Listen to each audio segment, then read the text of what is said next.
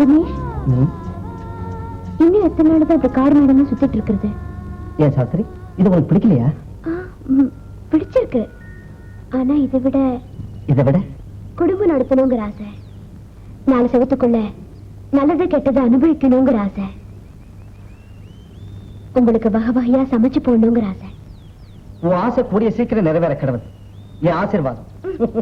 எப்ப நான் கல்யாணம் பேச்சு எடுத்தாலும் ஏதாவது வேடிக்கையா பேசி பேச்ச மாத்துறீங்க. அதுவே எனக்கு பயமா இருக்கு. சாவித்ரி, நான் ஒரு சிக்கல்ல மாட்டிட்டு இருக்கேன்.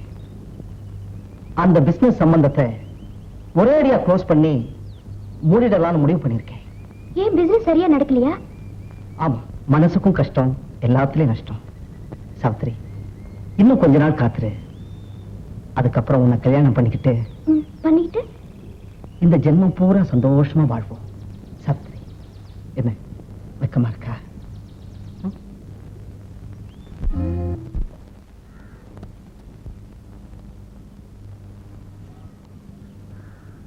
ஏண்டி உமா, அன்னைக்கு வந்து உன் office manager left and right விட்டனே, இப்பெல்லாம் ஒழுங்கா இருக்கானா? மூச்சு விடுறது இல்ல மேடம். பின்ன ஏன் ஒர்க்கிங் உமன் ஹாஸ்டல்ல தங்கி இருக்கிற ஒரு பொண்ணு கிட்ட ஒருத்த வாலாட்டினா இந்த இந்துமதி சும்மா விட்டுடுவனா? மேடம், உங்க ஹஸ்பண்ட் வர. ஹஸ்பண்ட் மொட்டையா சொன்னா எப்படி? சித்த வைத்திய சிகாமணி ஆதி மூலம்னு சொன்னா தான் புரியும். கேர்ள்ஸ், நீங்களா உங்க ரூமுக்கு போங்க, நான் ஒரு முக்கியமான விஷயம் பேச போறேன். என்ன பேச போறீங்க? சொல்றேன். இந்த சாவித்திரிய முதல்ல நம்ம ஹாஸ்டல்ல இருந்து அனுப்பிச்சிரு. ஏதாவது தப்பு நடந்து போச்சுன்னா என் பேர் தான் கெட்டு போகும். சாவித்திரி அப்படின்னா தப்பு பண்ணா? தப்பு பண்ணுனாலா இல்லையான்னு எனக்கு தெரியாது. தப்பு பண்ற அளவுக்கு நெருங்கி பழகுறா. அப்படியா? பையன் யாரு? ஆம்பளைதான். விளையாடாதீங்க. அவள் அதை கூட விளையாடுறா. யாரு சொல்லுங்க? எனக்கு தெரியாது. யாரோ ஒரு பையன் கூட கொஞ்சி குலாவறத என் கண்ணால பார்த்தேன். சாவித்திரி அப்படி நடந்துகிட்டா? நம்பவே முடியலையே.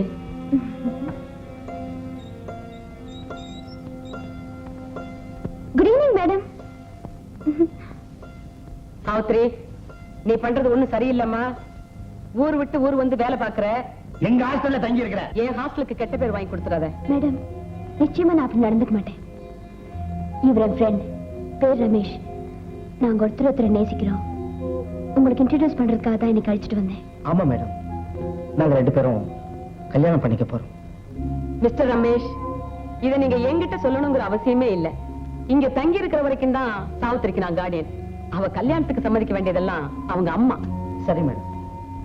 கல்யாணம் முடிகிற வரைக்கும் 2 பேரும் ஒரு ஜான் விலையே இருந்து பழகுங்க. உங்க கல்யாணத்துக்கு மறக்காம இன்விடேஷன் அனுப்பிச்சிரு. நான் வந்து வஞ்சம் இல்லாம சாப்பிடுவேன். சரியான சாப்பாடா ஏற்பாடு பண்ணு. மணி,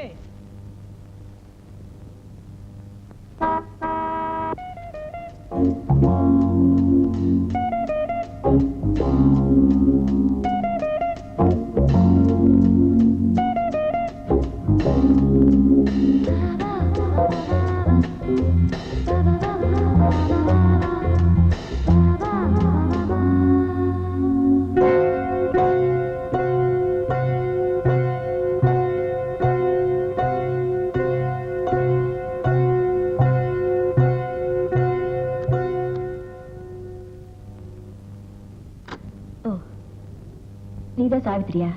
ஆமா. நீங்க? கார்ல ஏறு, உங்ககிட்ட முக்கியமான விஷயம் பேசணும். ரமேஷ் வந்து கூப்பிட்டதா வருவியா? வா, வண்டியில ஏறு.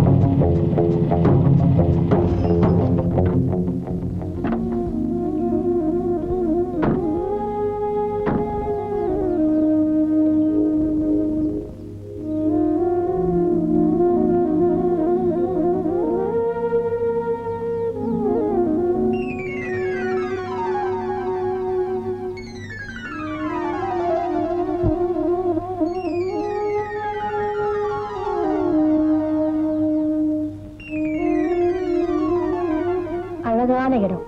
இங்கதான் அடிக்கடி சந்திப்பீங்க. இல்ல, உன்னை பார்த்தா நல்ல குடும்பத்தை சேர்ந்த பொண்ணுமா தெரியுது. ஆனா உன்னுடைய நடவடிக்கைகள் அதுக்கேத்த மாதிரி இல்லையே. என்னோட நடவடிக்கையில என்ன தப்பு கண்டீங்க? நீங்க யாரு? அடே அப்பா, உனக்கு ரொம்பவே கோவம் வருது. முன்பின் தெரியாத ஆம்பளை கிட்ட ஒருத்தர் நெருங்கி பழகுறான்னா ஒண்ணு அவ விபச்சாரியா இருக்கணும், இல்லன்னா முட்டாளா இருக்கணும். நீ யாருன்னு நான் தெரிஞ்சுக்கலாமா? அம்மா, வார்த்தை அளந்து பேசுங்க. ரமேஷ் நான் ஒருத்தர் காதலிக்கிறோம். அவர் எனக்கு சத்தியம் பண்ணி கொடுத்திருக்காரு. நான் அவரை நம்புறேன். ஏற்கனவே என்ன கல்யாணம் பண்ணிக்கிட்டு அவரு உன்னையும் கல்யாணம் பண்ணிக்கிறேன்னு சத்தியம் வேறு செஞ்சாரா? என்ன கல்யாணம் பண்ணிக்கிட்ட விஷயத்தை மட்டும் மறைச்சிட்டாரோ, இல்ல அது தெரிஞ்சனே அவரை? சத்தியமா இதெல்லாம் எனக்கு தெரியாது. தெரிஞ்சிருந்தா நான் அவர் கூட பழகிருக்கவே மாட்டேன். குட். நான் பயந்த அளவுக்கு நீ மோசமான பெண் இல்ல. நான் அவருடைய மனைவிங்கிறது நீ நம்புறியா? இல்ல கல்யாண பத்திரிகை போட்டோ எல்லாமே காட்டுமா?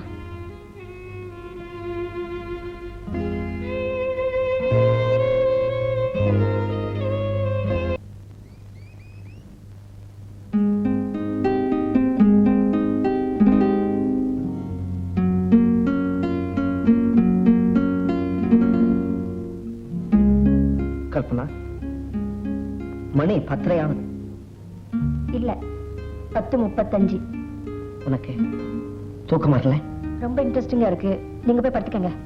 பகலெல்லாம் தனியா தானே வீட்டுல இருக்கேன். அந்த நேரத்துல படிக்க கூடாதா? ஈவினிங் டேடி போன் பண்ணாரு. உங்க பிசினஸ்க்காக அவர் வாங்கி கொடுத்த 5 லட்சம் ரூபாய்க்கு 2 மாசமா வட்டி கட்டுறீங்க. நீங்க 2 மாசமா பிசினஸ் கொஞ்சம் டல்லா இருக்கு, அனுப்பிடலாம். ஆமா, வட்டியை பத்தி பேசுற நேரமா இது? இன்னைக்கு குளிர் கொஞ்சம் அதிகமா இல்ல? கையெல்லாம் ஜில்லுன்னு இருக்கு. தொட்டு பாரு.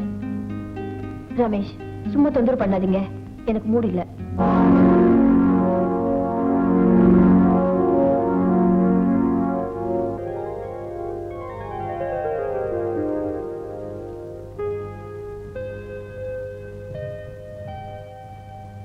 கல்பனா, முருகன் வள்ளி தெய்வானையோட இருக்கிற இந்த சிலையை பாத்தியா? ஒரு மனுஷனுக்கு கல்யாணத்துக்கு பிறகும் காதல் வருங்கிறதுக்கு வள்ளி முருகன் காதல் ஒரு உதாரணம். டெல்லியில வாங்க, எனக்கு ரொம்ப பிடிச்சது. எனக்கு கொஞ்சம் கூட பிடிக்கல. ஒழுங்கா ஒருத்தையோட வாழ முடியாத ஆம்பளைங்க அவங்களுக்கு சாதகமா ஏற்படுத்தின கட்டுக்கதை அதான் இந்த முருகன். 2 பொண்டாட்டிக்காரன் கதை. கிருஷ்ணனுக்கு கூட 2 மனைவி, பாமா, ருக்மணி. கடவுளுக்கும் ஆளுக்கு ஒரு பிரச்சனை இருந்திருக்கலாம். அதனாலதான் இன்னொருத்திகிட்ட மனசை பறி கொடுத்திருக்காங்க. பாமா பொல்லாத கோபக்காரி. என்ன மாதிரின்னு மறைமுகமா சொல்றீங்களா? நோனோ, நான் அந்த மாதிரி சொல்லல. அது என்ன 2 பொண்டாட்டி கட்டிக்கிட்ட கடவுள் பேராவே சொல்றீங்க? ஏக பத்னி வர்த்தன் ராமன் கடைசி வரைக்கும் ஒருத்தியோட வாழ்ந்திருக்கானே. அவங்க அப்பா தசரதனுக்கு எத்தனை மனைவி தெரியுமா? 3 பேர். அந்த தசரதன் இந்த காலத்துல இருந்தா ஜெயில கம்பி எண்ணிக்கிட்டு இருப்பாரு. சரி, அதை விடு. இப்போ நான் ஒருத்தைய கல்யாணம் பண்ணிக்கிட்டேன்னு வச்சுக்க, நீ என்ன ஜெயிலுக்கு அனுப்பிடுவியா? இல்ல, நான் ஜெயிலுக்கு போவேன். எதுக்கு? உங்களை கொன்னுட்டு. சே, நான் சும்மா விளையாட்டுக்கு சொன்னேன். நீ இவ்வளவு உணர்ச்சி வசப்படுறிய? உங்களுக்கு எல்லாமே விளையாட்டாதான் தோணும். சரி சரி, நான் போய் குளிச்சிட்டு வரேன். நல்ல அழுக்கு போக தேய்ச்சி குடிங்க.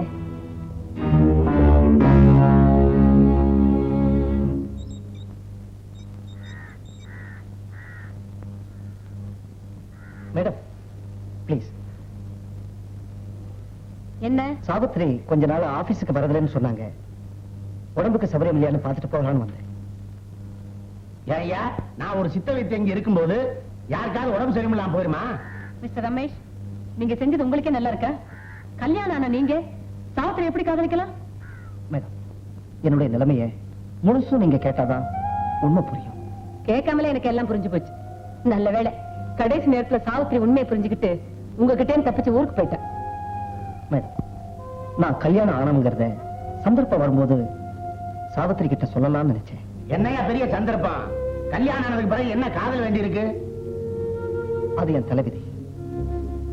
உங்களால சாவித்திரி அட்ரஸ் கொடுக்க முடியுமா? சாவித்திரி உங்க முகத்திலே முழிக்க விருப்பம் இல்லாம தான் ஊரை விட்டே போயிட்டா. அங்கேயும் போய் தொல்லை கொடுக்க வேண்டாம். போயிட்டு வாங்க. நீங்க வாங்க.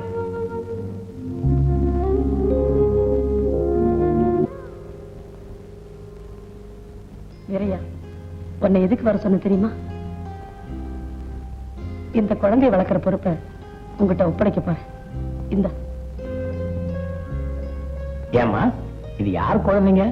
என் தூரத்து சொந்தக்கார பொண்ணு ஒருத்தி பிரசவத்துல செத்துட்டா. அவ குழந்தை இது. ஓன் பொண்டாட்டி பச்சை பிள்ளைக்காரி தானே.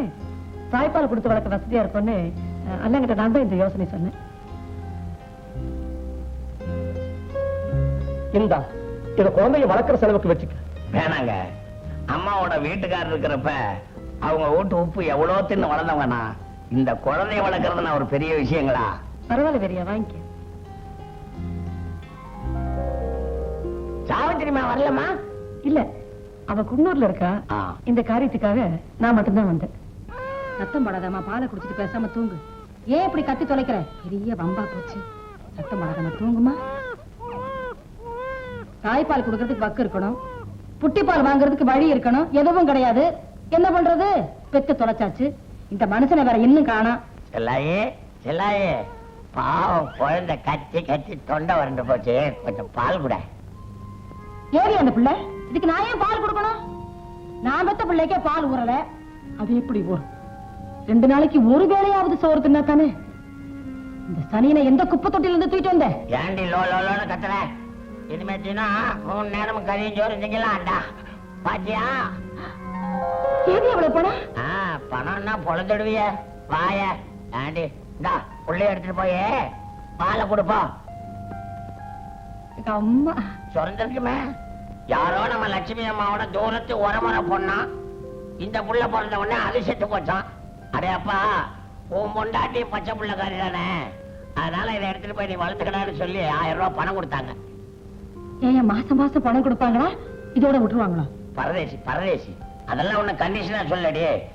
ஏதோ அப்பப்ப பார்த்து கொடுக்குறேன்னு சொல்லி இருக்கிறாங்க. இந்த பாரு, இந்த பழபழ பேச்செல்லாம் எனக்கு பிடிக்காது. மாசம் மாசம் ஒழுங்கா பணம் வந்து சேரணும். இல்ல புள்ளைய கொண்டு போய் அங்க கொடுத்துறாமா. அதுவும் நான் என்ன, உனக்கு சொரக்க வேணாம் பால்? அப்பப்ப பணம் கொடுத்தாதானே சொரக்கும். முதல்ல இந்த நாகதாளி வேற போடணுங்க. இந்த ஆதி மூலத்தை சாதாரணமா நினைச்சிட்டு இருக்காங்க. சித்த வைத்தியத்திலே புதுசு புதுசா கண்டுபிடிச்சு தனியா ஒரு கொடியேத்தி பறக்க விடுறனா இல்லையான்னு பாரு. ஏண்டா, மாருதி ஓட்டல்ல நல்லா மாவாட்டவனாச்சு, நீ வந்தா அரப்பை நினைச்சு கூட்டிட்டு வந்தா வேர்க்க வேர்க்க நான் அரைச்சிட்டு இருக்கேன், நீ பாத்துட்டு இருக்கிறேடா. 2 நாளா தோல் வலிங்க. அறிவு கட்டவனே, இத முன்னாடியே சொன்னானடா. உடம்புக்கு சாயம் கொடுத்துருப்பண்ணே. வேண்டாங்க, நான் நல்ல டாக்டர் கிட்டே போறேனுங்க. ஏண்டா, என்கிட்ட வேலை செய்யற உனக்கே என் வைத்தியத்து மேல நம்பிக்கை இல்லையா? இரு இரு, உன்னை மறுபடியும் மாருதி பவனுக்கு மாவாட்ட அனுப்புறேன். என்ன லட்சுமி கோமதி எல்லாம் போயிட்டாங்களா? போயிட்டாங்க மேடம். நான் ஆபீஸ் போயிட்டாரு. போயிட்டு வா. இந்த பாரு, சினிமாவுக்கு போயிட்டு ஓவத்தையும் அது இதுன்னு போய் சொல்லிட்டு இங்க வந்த எனக்கு கெட்ட கோவம் வரும். என்ன தெரியுமில்ல? போ. அப்பா, வைத்தியர் இருக்கிறாரா? என்ன ஒரு மாதிரியா பாக்குற? மூஞ்சி அந்த பக்கம் திருப்பு. முடியலீங்களா? கழுத்தை திருப்ப முடியலையா? ஆமாங்க, அதனாலதான் வைத்தியரை பார்க்க வந்தேன். வைத்தியர் இருக்கிறாரா? மாடியில தான் இருக்காரு. அப்பா, கீழே நான் பெண்கள் விடுதி நடத்துறேன், மேல அவர் சித்த வைத்தியத்தார வச்சுக்கிட்டு நியூசன்ஸ் பண்றாரு. லோகமா ஐயா வந்திருக்காங்க. என்னய்யா, என்னாச்சு? ஒரு 4 நாளா இப்படியே இருக்குதுங்க. ஒரு சைடா படுத்திருந்தியா? இல்லைங்க. யாரையாவது ஒழுங்கு காமிச்சியா? இல்லைங்க. அட என்னய்யா பொம்பளை மாதிரி வெட்டப்படுற? விவரத்தை சொல்லியா? அது ஒன்றும் இல்லைங்க. எனக்கும் என் பொண்டாட்டி பர்வதத்துக்கும் சண்டை. கோபத்துல லேசாதாங்க ஒரு தட்டு தட்டினான். அதுல இருந்து இப்படி ஆயிப்போச்சு. லேசா தட்டுன்னு இருக்கே இப்படின்னா, கோபத்துல தட்டினா முகம் முதுகு பக்கம் வந்துடும் போல இருக்குதே. அதானே, திருப்பி விடுற. இல்லையா, முகப்பட்டு தானே திரும்பணும். திருப்புடா.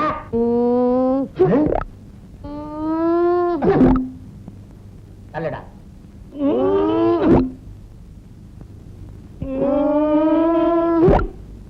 உனக்கு நரம்பு சுத்தி ஸ்பிரிங் ஆயிடுச்சியா?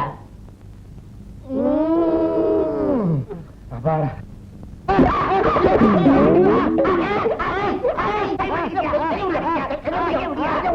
முடியா